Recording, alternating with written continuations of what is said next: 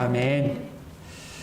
네, 감사합니다. 오늘 말씀 베드로전서 3장 1절에서 7절 말씀 봉독하기를 원합니다. 베드로전서 3장 1절에서 7절 말씀입니다.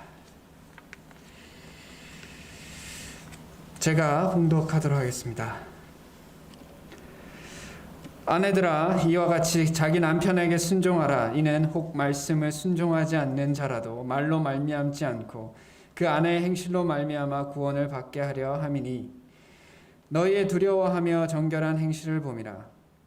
너희의 단장은 머리를 꾸미고 금을 차고 아름다운 옷을 입는 외모로 하지 말고, 오직 마음의 숨은 사람을 온유하고 안정한 심령에 썩지 아니할 것으로 알아. 이는 하나님 앞에 값진 것이니라. 전에 하나님께 소망을 두었던 거룩한 부녀들도 이와 같이 자기 남편에게 순종함으로 자기를 단장하였나니, 사라가 아브라함을 주라 칭하여 순종한 것 같이 너희는 선을 행하고 아무 두려운 일에도 놀라지 아니하면 그의 딸이 된 것이니라. 남편들아, 이와 같이 지식을 따라 너희 아내와 동거하고 그를 더 연약한 그릇이요 또 생명의 은혜를 함께 이어받을 자로 알아 귀히 여기라. 이는 너희가 기도가 막히지 아니하게 하려 함이라. 아멘. 이 말씀은 보통 가정의 달에 우리가 자주 볼 수 있는 본문입니다. 그러나 우리가 이 베드로전서 3장 1절에서 7절에서 쓰여진 이 아내와 남편에 대한 이야기는 사실 우리가 흔히 생각하는 아내와 남편의 관계에서 바라보는 것하고는 조금은 다른 상황에서 이 편지가 쓰여졌다는 것을 좀 이해할 필요가 있습니다. 그래서 그것을 이해하고 이 성경을 볼 때 사실 이것이 아내와 남편만의 문제라기보다 모든 사람과의 관계에서 우리가 품어야 할 마음이다라는 생각들을 해보게 됩니다. 우선 이 부부, 서로 남편과 아내라는 이 관계를 바라보게 되면요, 많은 사람들이 결혼에 대해서 소망할 때, 결국 결혼에 대해서 소망할 때 우리의 생각은 이거예요. 행복해지기를 바란다. 불행해지고 싶어서 결혼할 사람이 누가 있겠어요? 그래서 결혼이 불행할 것이라고 생각하기 때문에 결혼을 안 하는 거거든요. 그렇잖아요. 요즘 시대에서 결혼을 이제 안 하려고 하는, 그러니까 이게 안 하려고 하는 성향을 통계상으로 봤을 때 왜 결혼을 안 합니까? 라고 했을 때, 결혼을 했을 때 지금 혼자 사는 것보다 더 어려움이 생길 수 있기 때문에 결혼을 안 하는 경우도 우리가 볼 수 있잖아요. 그래서 많은 사람들이 결혼에 대해서 생각하면 결국 행복해지기 위해서 결혼합니다. 그러면 문제는 이거죠. 뭐가 행복이냐? 라고 물었을 때 하나님을 아는 사람과 하나님을 모르는 사람에 있어서 행복의 정의가 다를 수밖에 없다고 생각해요. 하나님을 믿는데 하나님을 믿지 않는 사람과 행복의 정의가 똑같다. 그리고 슬픔의 정의가 똑같다라고 얘기했을 때는 우리의 하나님은 우리에게 그닥 우리에게 의미가 없다라고 이야기할 수밖에 없습니다. 그렇기 때문에 믿는 사람들에게 행복의 정의는 하나님께서 창조한 그 본연의 관계 가운데 하나님을 더 깊이 알아가고, 또한 하나님께서 맺어주신 그 관계 안에서 오롯이 서로가 사랑하고 하나가 되는 것으로 행복을 누리는 것이 우리가 결혼을 통해서 추구하는 행복일 것입니다. 결혼을 통해서 내가 좀 더 업그레이드 된 것 같은 삶, 내가 좀 더 남들보다 더 나은 삶, 그리고 내가 하기 싫은 것을 남에게 시키기 위해서 결혼하고 내 욕구를 채우기 위해서 결혼하는 것은 아닐 것입니다. 그런 것을 전제로 했을 때 오늘 이 3장 1절에서 7절의 말씀이 자매님에게 이야기하는 말은 1절부터 6절까지 6절이나 있고, 남편에게 하는, 그러니까 형제들에게 하는 말은 한 절밖에 없잖아요. 그래서 이제 자매님들께서 이 말씀을 봤을 때 마음에 이제 부담이 되실 수 있을 텐데요. 그러나 이 부담이 우리가 추구하는 행복이 무엇인지 이해하면, 그리고 길다고 해서 더 중요하고 짧다고 해서 더 덜 중요하고로 이야기하고 있지 않습니다. 우리가 이 문맥을 이해하면 그렇게 바라볼 수 있는 것이 아닙니다. 결국 이 결혼 생활에서 지금 시대에는 참 어떻게 보면 거부감이 들 수 있는 말씀이라고 생각해요. 누구에게 순종한다는 말. 제가 이걸 개인적으로 뭐 한국에서도 이런 걸 경험하지만 요즘 시대에 제가 이제 결혼할 당시에도 저의 이제 제 아내의 오빠 그리고 제 아내의 언니는 하나님을 믿지 않아요. 그런데 이제 우리가 대화 중에 제가 정확하게 어떤 대화인지 기억은 나지 않는데 제가 이런 말을 했어요. 남편은 아내를 사랑하고 아내는 남편에게 순종해야 된다는 말을 제가 했어요. 근데 그 자리에 이제 그 헨리의 오빠와 언니가 있었는데 분위기가 갑자기 쎄해지는 거예요. 이분들이 보시기에 도저히 이해가 되지 않는 개념인 거예요. 어떻게 아내가 남편에게 이 시대에 2022년 혹은 뭐 그 21세기에 어떻게 아내가 남편에게 순종한다라는 말을 할 수가 있는 것인가? 참 그런 시대를 우리가 살아가고 있지만 우리가 말씀을 보면 깨닫게 되겠지만 이것이 결코 시대에 뒤떨어지는 혹은 우리에게 불합리한 것을 가르치고 있는 것이 아닙니다.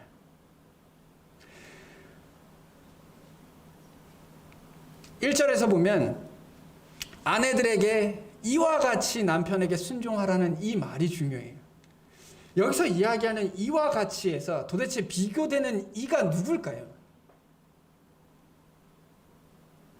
우리가 지난 주에 보았던 것처럼 예수님의 삶에 대한 비교예요. 예수님이 우리를 위해서 고난을 받으시죠. 고난을 받으셨어요. 그리고 우리가 그것을 위해 부름을 받았습니다.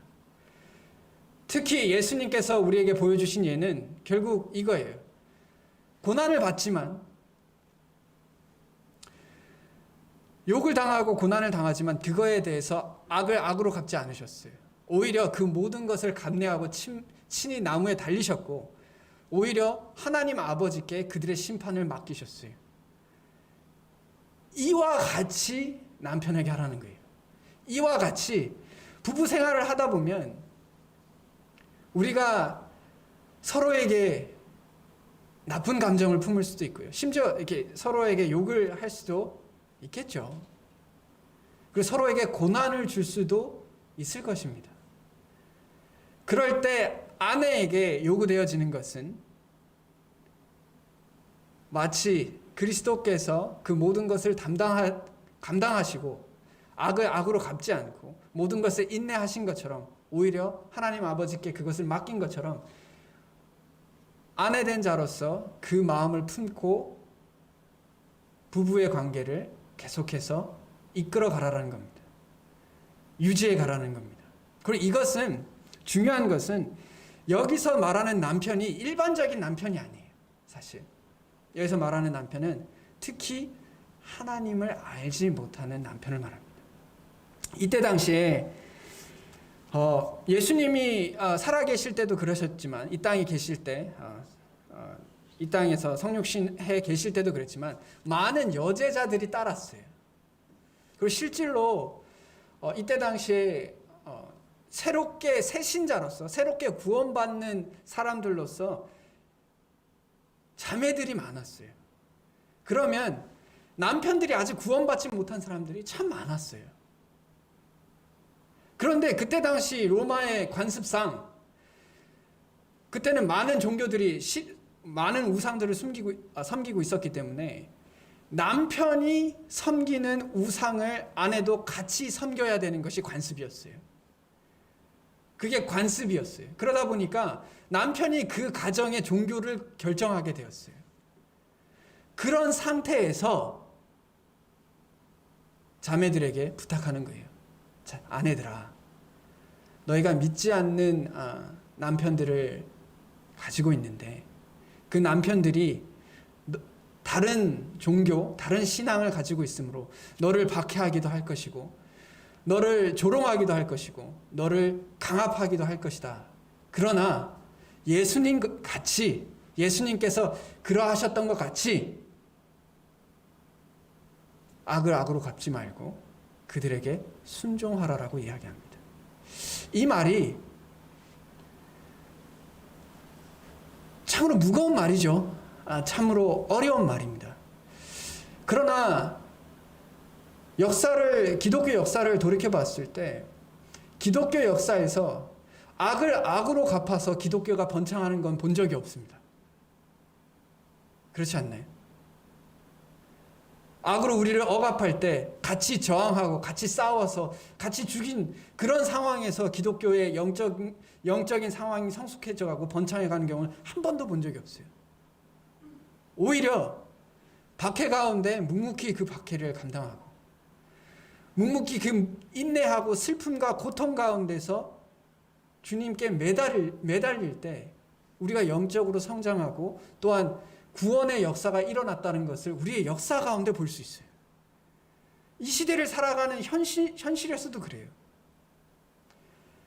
우리가 믿지 않는 남편을 혹은 믿지 않는 아내를 하나님 곁으로 다시 돌아가게 하는 데 있어서 우리가 하지 말아야 할 행동이 두 가지가 있습니다. 그게 뭐냐? 첫 번째는 말로 하는 거예요. 말로 하나님 믿으세요. 잔소리 계속하는 거예요. 당신 이렇게 살면 어떡해? 집에 일찍 들어와. 술 마시지 마. 교회 가야 돼. 말로 절대 바뀌지 않아요.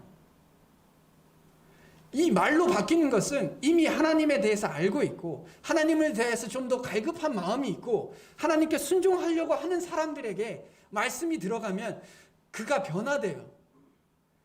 그러나 그 마음에 하나님을 알고자 하는 마음이 없어요. 하나님이 안 계셔. 근데 하나님을 믿으라고 말만 한다고 해서 절대 믿지 않습니다. 저도 사실 제가 하나님을 믿지 않는데 다른 사람이 저에게 하나님을 믿으라고 이야기할 때 그냥 말로만 그렇게 얘기한다면 아무 의미가 없다라고 생각해요. 하지만 그들이 이런 말을 할 때 그들의 삶 그리고 그들이 나에게 보여주는 호의와 사랑과 정성을 봤을 때 우리가 한번 들어볼까 합니다. 들어보려고 해요. 우리가 한번 교회에 가볼까 합니다. 사실 저도 이제 교회로 이제 인도하는 분들을 보면 말씀으로 어떤 걸 설득해서 온다기보다 그냥 그분들과의 관계가 어느 정도 이제 자리 잡으면 한번 부탁하면 한번 교회로 오시더라고요. 결코 말로만으로 해서 달라지지 않는다고 생각합니다. 오히려 말과 나의 행실에 차이가 있으면 있을수록 오히려 기독교를 조롱하게 되죠. 너희가 뭐냐 도대체. 오히려 나를 괴롭게만 하지. 이게 무슨 의미가 있느냐라고 생각할 수밖에 없어요. 또 아내들 입장에서 남편을 우리 곁에 혹은 남편들이 아내를 사랑하게 하는 방식이 외모가 아닙니다. 외모가 아니에요. 어느 순간까지는 외모가 될 수도 있겠죠. 아마 찰나의 순간일 겁니다. 결혼 생활에서 찰나의 순간까지는 아마 외모로 남자의 마음을, 남편의 마음을 내 곁에 둘 수도 있겠죠. 그러나 우리 모두가 경험해 가듯이 시간이 지나면 지날수록 우리에게 익숙했던 것들은 우리에게 가치를 잃어버리게 됩니다. 그리고 우리가 알듯이 우리의 외모는 어차피 점점 볼품 없어지잖아요. 우리가 이거 경험하지 않나요? 이건 자매님들의 문제뿐만 아니라 형제님들 마찬가지잖아요. 젊은 20대의 그 외모와 지금은 많은 차이를 가지고 있지 않나요? 난 별 차이가 없는데? 이건 좀 안타까울 수도 있지만 어쨌든 점점 차이가 난단 말이죠. 어쩔 수 없어요. 거기에 우리의 우리가 다른 사람에 대한 매력에 무게를 두면 실망할 수밖에 없고 절망할 수밖에 없습니다. 그 절망에서 벗어나기 위해서 뭐 남자든 여자든 의료기술을 의지하고 더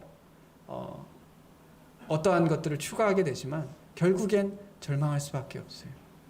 오히려 우리가 배우자나 주변의 사람들, 지인들을 하나님 앞으로 나오게 할 수 있는 방법은 말이나 외모로 하는 것이 아니라 결국 우리의 내면이 아름다워질 때 가능합니다. 이것은 자매님이든 형제님이든 똑같다고 생각해요. 시간이 지나면 지날수록 처음 남편이 잘생겨서 결혼할 마음을 품었어도 시간이 지나면 아무 의미가 없어집니다. 아내가 아름다워서 결혼할 마음을 품었지만 시간이 지나면 아무 의미가 없어져요. 점점요. 오히려 숨은 내면이 온유하고 정숙할 때 우리는 평안한 가운데, 잔잔함 가운데, 사랑 가운데 살아갑니다. 우리는 그렇잖아요. 외모로 따지면 연예인들 참 다들 잘생기고 아름다우니까 연예인들을 하시겠죠. 보통 통계상 그렇잖아요. 그들이 정말 아름답고 잘생기고 했을지라도 그들의 행함이, 인성이, 그들의 내면이 추악하다는 것을 우리가 발견하게 되면 그들이 더 이상 연예인을 할 수 없는 상황을 우리가 많이 겪고 있어요. 흔히들 일어나고 있는 일입니다. 사람과의 관계도 마찬가지예요. 우리의 내면이 건강하지 않고 우리의 내면이 단단하지 않고 아름답지 않으면 시간이 지나면 사람은 사람의 내면에 의해서 실망하게 됩니다. 그리고 그 내면에 의해서 분노하게 돼요. 우리는 이 내면을 갈고 닦으면서 내면을 준비해 가면서 혹 우리 주변에 있는 배우자, 혹 지인, 혹 사람들을 하나님 앞으로 나올 기회를 마련하게 됩니다. 물론 우리가 완벽한 행실을 할지라도 하나님을 거절하는 사람은 하나님을 거절하겠죠. 그건 어쩔 수 없습니다. 예수님의 말씀을 거절한 사람들이 있었어요. 오히려 예수님을 십자가에 못 박은 사람들도 있었습니다. 그러니 우리가 어떤 행실을 한다고 해서 모든 사람들이 하나님 곁으로 나아갈 수는 없을 것이고 또 모든 사람들이 나와 화목하게 지내지는 않을 수도 있을 겁니다. 그러나 하나님께서 만약에 누군가가 하나님 곁으로 돌아온다면 그것은 우리의 행실로, 우리의 내면으로, 우리의 성품으로 가능하다는 것을 이야기하고 있어요. 그 실질로 기복신앙에 의해서 기독교를 믿는 것이 아니라 정말 하나님을 만나고자 하는 사람들은 결국 하나님을 믿는다고 하는 사람들의 성품을 보고 하나님을 볼 수밖에 없잖아요. 오늘도 제가 그 교회에 이제 찾아오신 분이 계셨는데 다른 성도님을 알고 계셔서 와서 대화를 해보면 결국 그분이 교회를 떠나고 다시 교회를 가려고 하는 그 마음들 가운데 결국 성도님들의 영향력이 컸다는 것을 알 수 있어요. 교회를 떠난 것도 성도들의 어려움이고 다시 교회에 돌아오려고 하는 것도 성도님들의 도움 때문이라는 것을 알게 돼요. 우리가 그것을 경험하게 됩니다. 그렇다면 우리가 점점 더 외모 지상주의와 또 어떤 권력이나 물질에 의해서 사람을 평가하는 시대를 살아가고 있지만 그건 다 속고 있는 거예요. 사실 내면이 단단한 사람들이 찾고 있어요. 정말 내가 같이 있으면 평안하고 같이 있으면 나를 정말 존중해주고 아껴주는 사람, 그런 사람들을 찾고 있어요. 우리가 잠깐 속을 뿐이죠. 그렇다면 우리가 내면을 준비하고 내면이 성장하고 그것이 우리에게 정말 중요하다라고 생각합니다. 그래서 여기서 말씀하시는 온유하고 안정한 심령에 썩지 아니할 것으로 하라라는 말은 결국 베드로전서 1장에서도 이야기하는 것처럼 우리가 우리 안에 영혼의 가치를 가지게 하는 것은 결국 하나님 말씀으로 가능할 수밖에 없습니다. 정말 영원한 가치를 가지려면 썩지 아니하게 될 것을 추구하는 것은 결국 썩지 아니할 하나님 말씀으로 가능해요. 그래서 우리가 말씀을 통해서 우리가 말씀을 그냥 인용하고 외우는 것으로 다른 이들에게 썩지 않는 영향력을 미치는 것이 아니라 정말 말씀이 우리 안에서 열매 맺음으로 가능한 겁니다. 저도 여러 복음을 전해보지만 말로 해결되는 부분들은 정말 잘 없는 것 같아요. 오히려 행함과 성품과 섬김으로 가능하다라는 생각을 해보게 됩니다.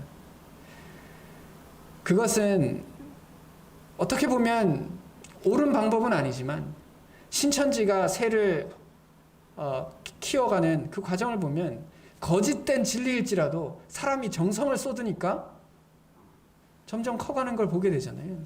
그들이 포교를 하는 과정을 보면 흥미롭습니다.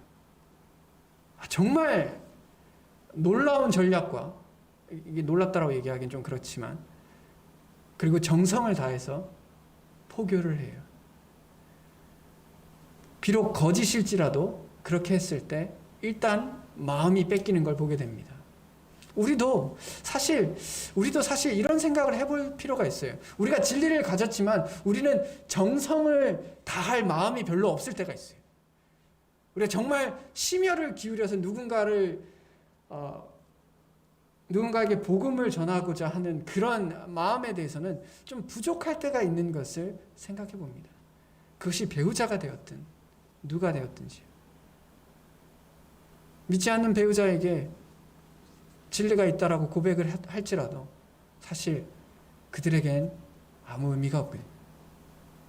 우리 스스로가 말씀을 통해 우리의 삶이 변하게 되고, 어떻게 보면 죄가 아니라면 그 배우자에게 좋은 배우자가 되어주는 것이 결국 그들이 혹 하나님께 돌아올 기회를 만드는 가장 효율적이고 확실한 방법이라고 생각합니다.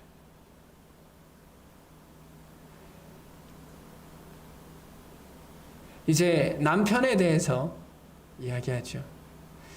억울해 하실 거 없습니다. 남편들아 이와 같이라고 이야기합니다.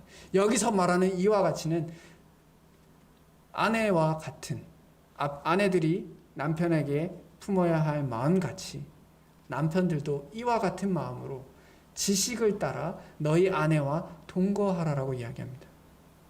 이 말씀이 사실 내용은 적지만 충격은 3장 7절이 더 커요. 사실 어려운 건 3장 7절이 더 어렵습니다. 왜냐하면 1절부터 6절까지는 이미 그 문화권에서 이미 일어나고 있던 일들이에요. 그때 당시에 여자들은 노예와 같았어요. 지금은 말도 안 되지만 그때 당시엔 말 그대로 노예와 같았습니다. 그래서 1절부터 6절까지 일어나는 그 모든 일들은 하나님을 믿지 않는 사람들에게도 일어났던 일들이에요. 그냥 남편이 하라는 대로 다 했어요. 도구였고 수단이었어요. 그러니 1절부터 6절까지는 내용은 길지만 어려운 건 아니었어요. 새로운 것도 아니었습니다. 그러나 7절은 놀라운 거였어요. 이 7절은 노예와 같이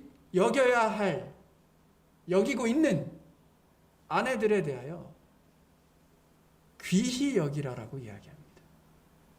귀히 여기라. 이건 놀라운 거예요. 지금이야 당연하죠. 세대가 더 지나갈수록 남녀의 인권과 서로를 존중하는 것은 점점 더 평등에 가까워질 겁니다. 심지어 그 평등을 뛰어넘는 순간까지 나오게 될 거라고 생각해요. 그렇지만 2000년 전에 이와 같이 말하는 것은 정말 충격적인 일입니다. 여기서 말하는 지식은 아내에 대해서 좀 알아라고 얘기해요. 너를 그 아내를 수단처럼 여기지 말고 나의 욕망을 채울 수 있는 사람을 아는 것이 아니라 온전히 이 아내가 무엇을 생각하고 무엇이 중요하고 뭐에 관심을 가지고 있는지 고민해 보라는 거예요. 그래서 아내에 대해서 좀 알아라.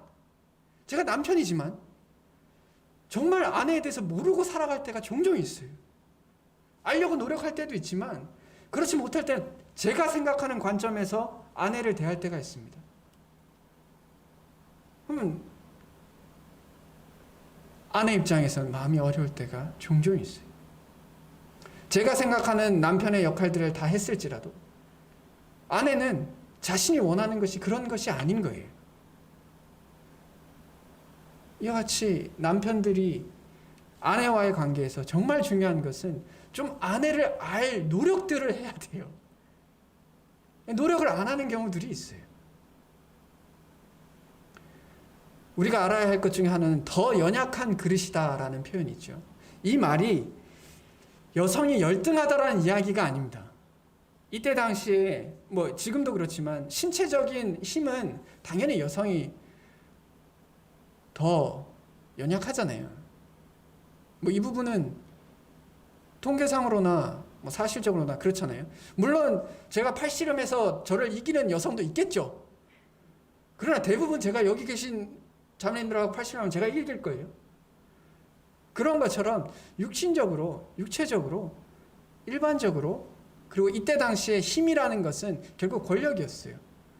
그래서 여성은 연약한 그릇이에요. 신체적으로.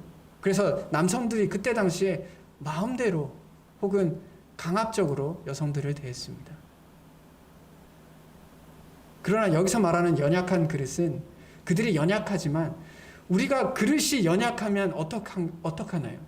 더 조심히, 더 아껴주고 혹은 깨질세라 더 돌보겠죠. 마찬가지입니다. 여성들이요, 통계상으로 우울증 진료를 받는 것이 남성보다 2배 이상 많습니다. 2배 이상 많아요. 남성이 61이고 남성이 31%고 여성이 69%로 차이가 나요. 2배 이상의 차이가 납니다. 여성은 정서적으로 조금 더 민감하고 세심합니다. 어떻게 깨질 수도 있고 또 마음에 쉽게 상처를 받기도 해요.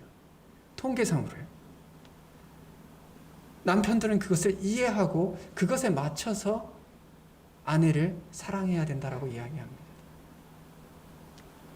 두 번째로 생명의 은혜를 함께 이어받을 자로 알라라고 이야기합니다. 파트너라는 거예요. 정말 같이 동역해 가야 되는 존재로 이해해야 된다는 겁니다. 이것은 부부 믿는 그리스도 안에서는, 믿는 가정 안에서는 더욱더 그러해야 한다라고 생각해요. 하나님을 믿지 않는 사람들도 결혼하면 서로 파트너라고 생각해요. 그러나 하나님을 믿는 가정에서는 영원의 파트너라고 생각해야 합니다. 그래서 존귀하게 여겨요. 부족한 부분들이 있을지라도 우리는 안 부족합니까?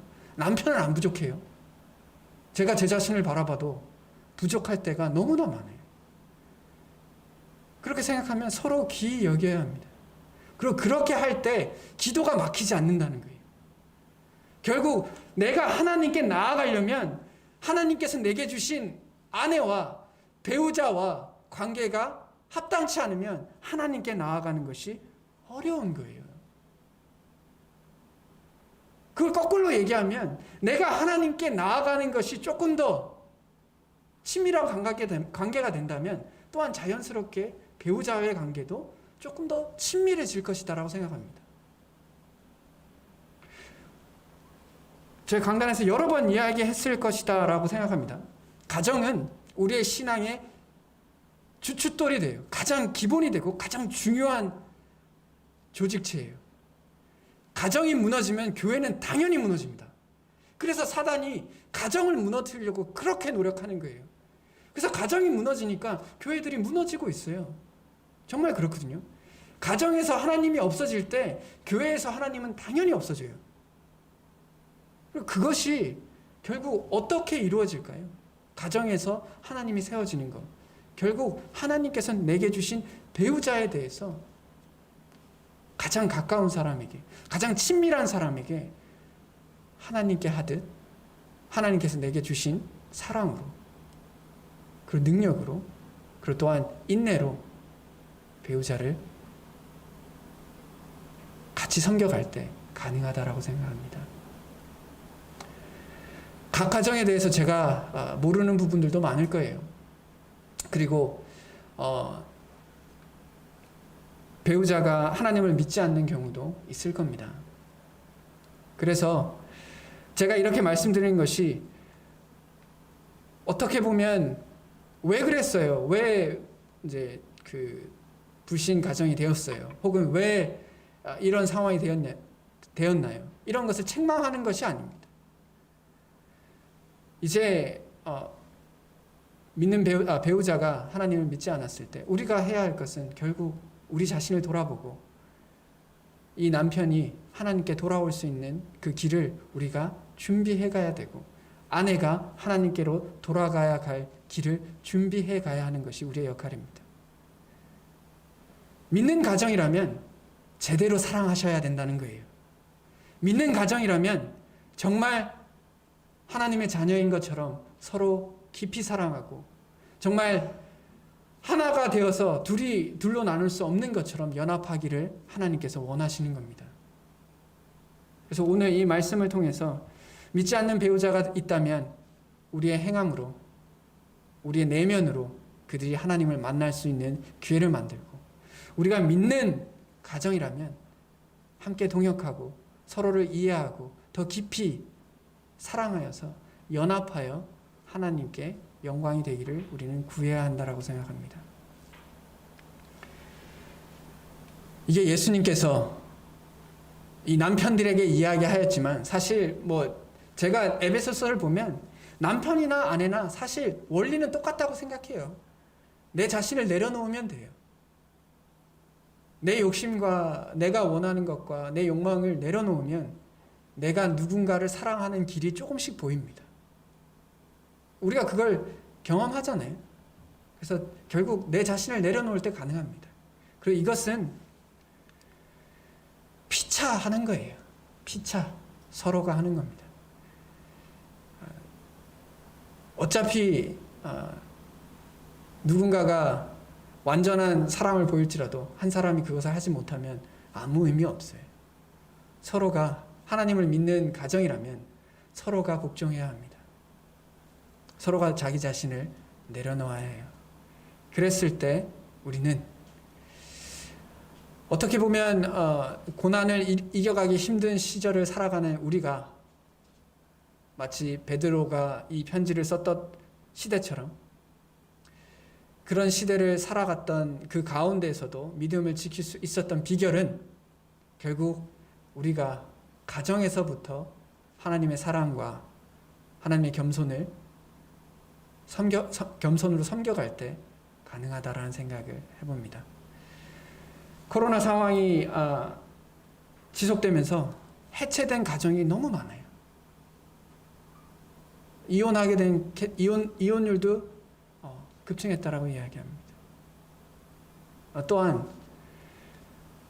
자살률도 올라갔다라고 얘기해요. 가정이 깨어지고 있죠.